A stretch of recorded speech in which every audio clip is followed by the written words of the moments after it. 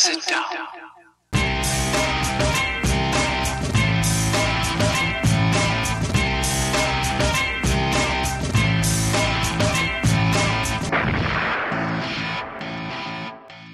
Hello, everyone, and welcome to episode 38 of the Dump and Chase podcast. My name is Sam Olmstead, and joining me, as always, is my host, Oh, no. Oh. And we crash and burn. It's all downhill from Hoco. Oh, you've got to be kidding me. Yo, you know what? Screw it. I'm leaving it in. All right, okay, here's all right, we're going to start this episode with story time. So gather around, boys and girls, while I pull the curtain back a little bit. This show is not scripted. We have a run sheet that dictates the order and topics, but we're winging it. Except for the intro and the outro. I write those out beforehand to make sure that the beginning is coherent and the end has all the, show info we need to get out there. And I went to school for this. I have a pretty nice diploma somewhere around here in a box. And one thing I was taught was that when you read copy live or to tape, you read it a few times beforehand so you're not tripping over words, which I do every episode. And I just referred to Justin as my host for the second time. This season. In fact, I believe it was the first episode of the season was the first. Actually, here's what we'll do. Future Sam, right here, insert the clip of the first time this happened that I cut out.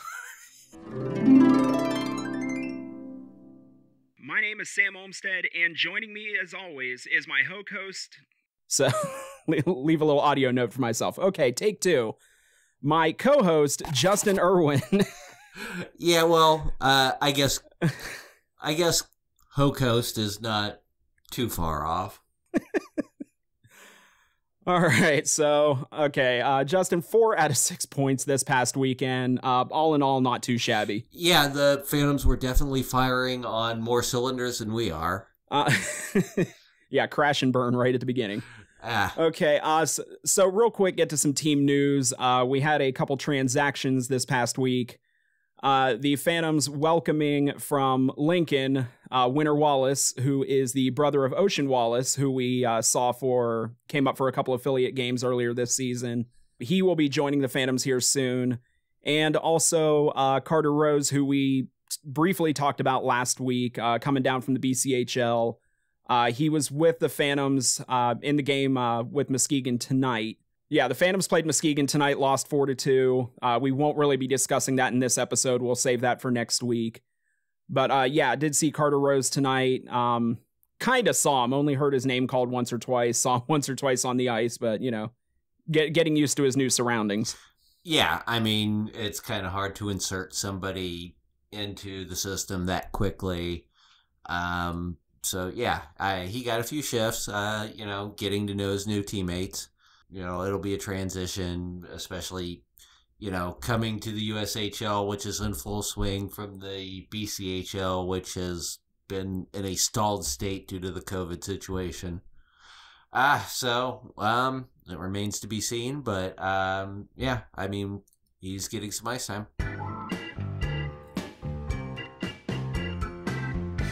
Okay, so looking back at this last weekend, starting out with Friday night, the Phantoms finally snapped their 6-game losing streak, beating Dubuque 5-2.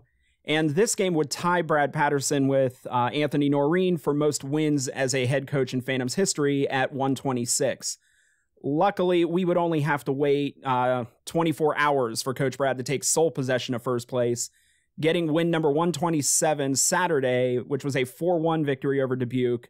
And thanks to the skill and effort of Matt Lipsack, we were treated to a great tribute video after the game that featured current and former players, broadcasters, coaches.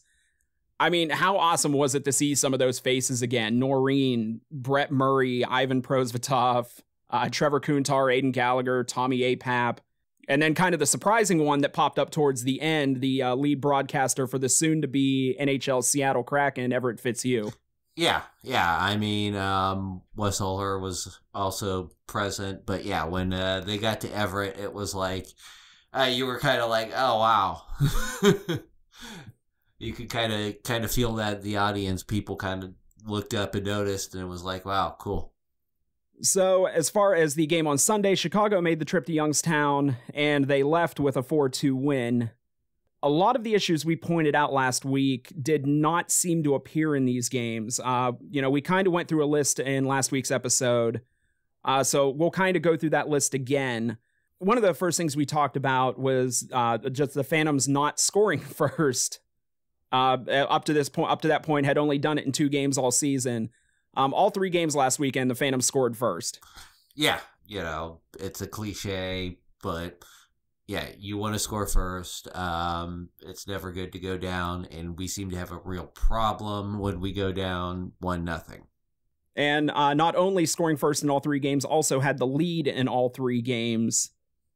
And, we brought that up last week. I threw some numbers out there, the percentage of time the Phantoms have spent with a lead in games this season. But going into this past weekend, they were sitting at 7.7% of the season. They're now up to 18.8. I haven't put the Muskegon stats in yet, but if I ever bring this up again, that'd be next week. But yeah, still not a great number, but definitely more significant. The Phantoms getting a lead, holding a lead, playing with a lead, was a lot more prominent this weekend than we've seen all season. Yeah, and you could see when they got that lead, when it had kind of set in, they'd held it for a while. You could see the confidence really start to grow. So, that's something, you get the momentum rolling. It seems to be carrying over. It's looking good so far. Yeah, and that was... Now, the Phantoms won the 2 games with Dubuque, which is a good thing. My only thing with that is Dubuque has not really been that much better than us this season, so I felt like it was 2 games the Phantoms should have won, and they did. Really, my judge of how this weekend was going, what was going on with the team, was the game on Sunday with Chicago. Now, they lost to Chicago, but Chicago, their top line this season has scored more than Kevin Stevens in the back alley behind a bowling alley. For the Phantoms to hold them to a lot less goals than they're used to scoring. They scored like 11 the night before against Team USA. They played Chicago tight the entire game. No point during the game that I feel like Chicago was running away with it. Phantoms were within a goal with only a couple minutes left. Before Chicago picked up an empty net. But I mean, to me right there, I saw, okay, apparently, attitudes on this team are shifting. We saw the chemistry a lot better than we've seen it all season. So maybe, now the Phantoms are getting to the point of coming together, as a complete team. Yeah. And one thing I'd like to bring up, the Friday game, the Saturday game against Dubuque. One of my points going back a long way is in these games where we do play a team that, maybe is a weaker team or, at least isn't performing well at the moment. We've always had a tendency to kind of play down to them, kind of glide into their level. And we've blown a lot of games that I've seen, just not competing up to what we can. And we didn't see that with them playing Dubuque. A couple other things we brought up last week. Shots on goal. Before the weekend, the Phantoms had been averaging 22 shots a game. The 3 games this past weekend, they averaged 27 shots. Now, I know someone might say, oh, but Sam, on Friday, the Phantoms only had 22 shots, but they scored 5 goals. And yes, there's an argument between, quantity and quality. You would like them to see them get more shots on goal. The problem we've been seeing this season is when they get when they're averaging 22 shots on goal, it's not coming from, sustained offensive pressure. It's just kind of a skate into the zone, throw it at the goalie, and that's the end of it. The shots on goal that the 22 shots on goal that the Phantoms got in the Friday game where they scored 5 goals was from sustained pressure in the offensive zone. They were getting chances, they were getting rebounds, second, third chances, and that's where those shots were coming from. So it might not have been more shots, but it was definitely more high quality shots than we're used to seeing. And I think that's just, we're starting to get confidence. We're starting to get a little bit of familiarity with each other. We've been trying not to make excuses about, injuries and stoppages and delays in the season. But, once you get a couple good weekends behind you, you can start to see the progress. And I think we're starting to get moving in the right direction. The last thing we'll bring up about this past weekend was the goaltending. Mattias Sholl really seemed to come into his own this weekend. Yeah, I mean, we've noted his athleticism all year. But yeah, this was definitely his weekend. Yeah, I believe he earned USHL Goalie of the Week honors this week. That was well deserved. Obviously, he's starting to really thrive under the pressure.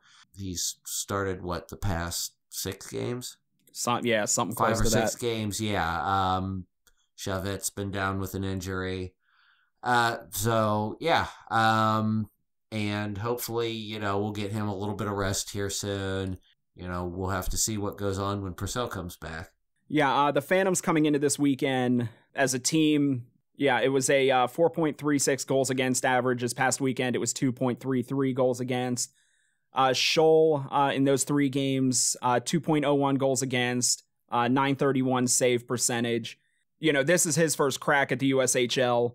He's a good bordering on, potentially, great goaltender. And, you have those games where, maybe just defensive breakdowns or just some lucky breaks or, like in the case of Chicago, just some just unreal skill players that, you need that goalie behind you that if things break down can kind of, steal a goal or 2 away. And that was something we hadn't really seen all that much from him, this season so far. We saw a lot of it this past weekend, especially in the Chicago game. There was quite a few goals that he stole away from Chicago. Yeah, I mean, we've seen flashes of it, but yeah, he put together a much more complete weekend. And yeah, he's got the credentials coming in, his North American Hockey League stats were outstanding. We shouldn't be surprised, but he's one of those players that's, kind of every week you see a little bit and a little bit more. And last week was just truly impressive. Well, if you're sitting there thinking, maybe we should talk a little bit more about Mattias Sholl, that's exactly what we're going to do right now, because it just so happens our Phantoms player profile, our first one of the season, this week will be goaltender Mattias Sholl. Just going through a little bit of the biographical, but of course, as you've heard the intro of every game, born in Hermosa Beach, California. He is the son of Brad Sholl, who is a former goaltender for the Roller Hockey International League's Los Angeles Blades.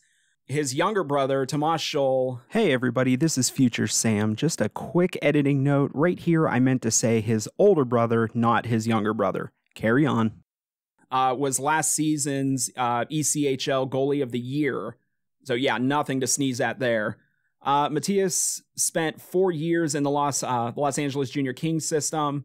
You just mentioned, spent the last 2 seasons with the Fairbanks Ice Dogs in the North American Hockey League.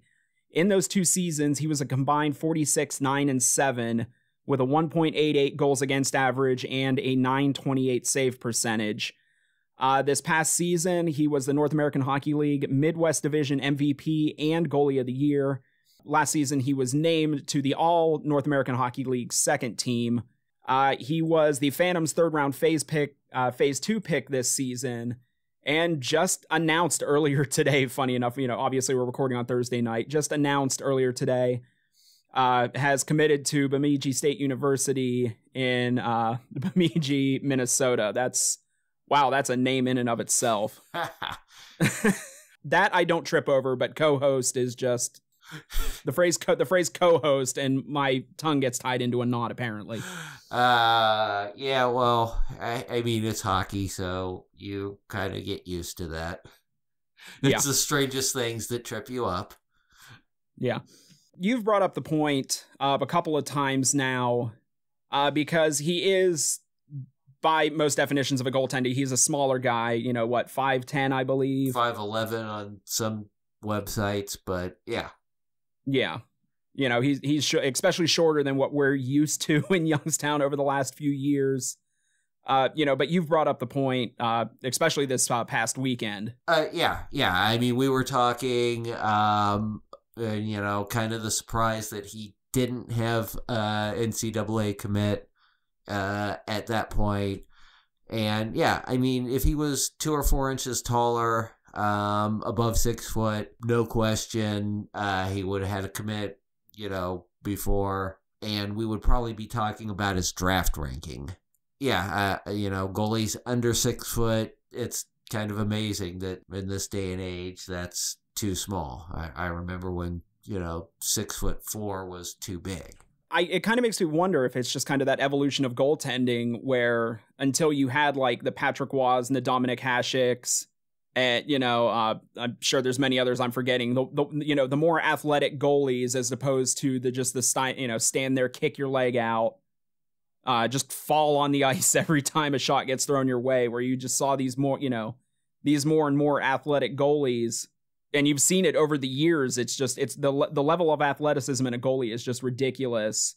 You would almost think maybe being a smaller size, in today's hockey world would be maybe more of a benefit, that you can move around in the crease a lot quicker than somebody who's, 7-8 inches taller and, 80 pounds heavier.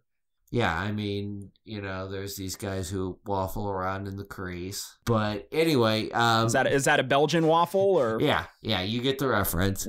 Anyway, okay.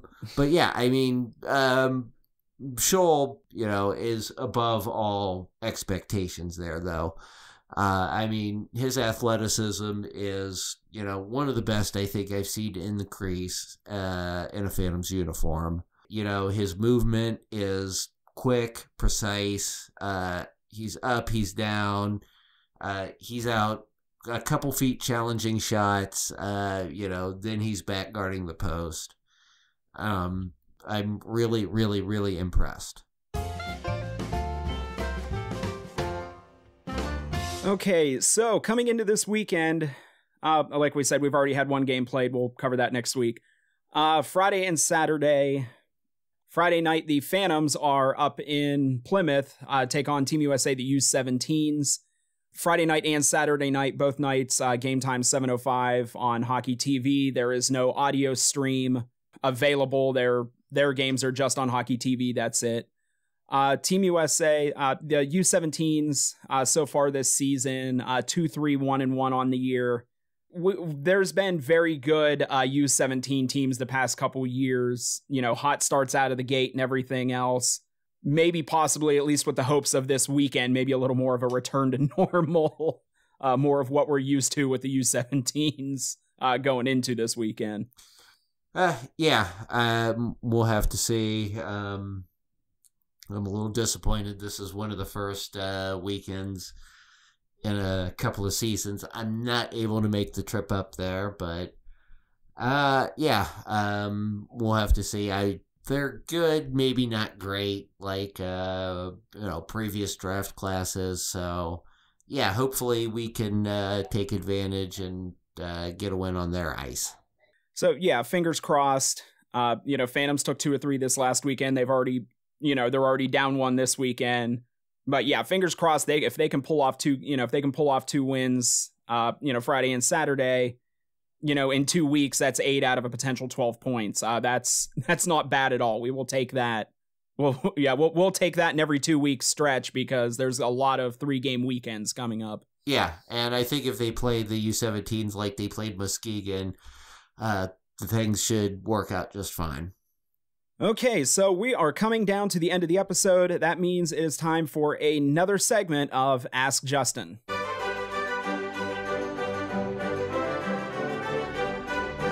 Okay, Justin, this week, it's a twofer. Back again this week for another question. He has a lot of questions. Once again, this week, the question for the Ask Justin segment is coming from Bob Schaefer, seen in this photo here. Just gorgeous, aren't they? Just glorious. Sculpted by gods. Okay. Bet he's regretting letting you take that picture now. Okay, so Justin, Bob wants to know, of all the returning Phantoms this season, who do you feel is the most improved and why? That was a little bit of a hard one because I can look at guys like Georgi Merkulov, who was, outstanding last year, but this year is a totally different level. Riley Funk is obviously bigger, stronger, faster. Harder, better, faster, stronger. I'm going to go with Austin May, though.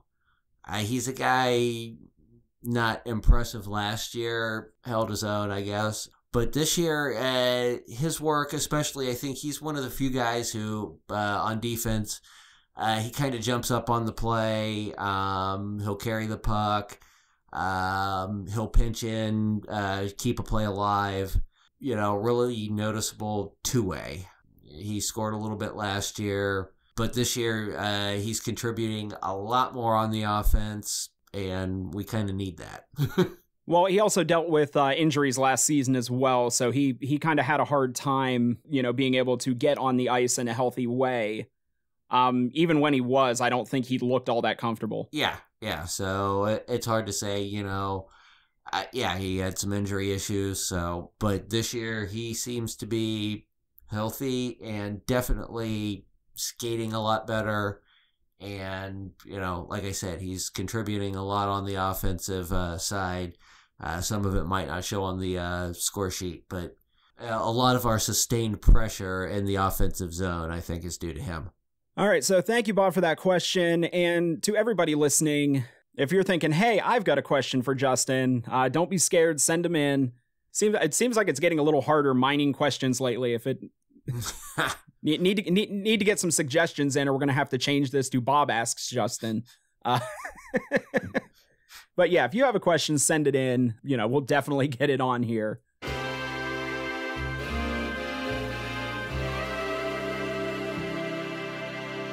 Okay, that's the weird clown and or carousel music, I'm not sure.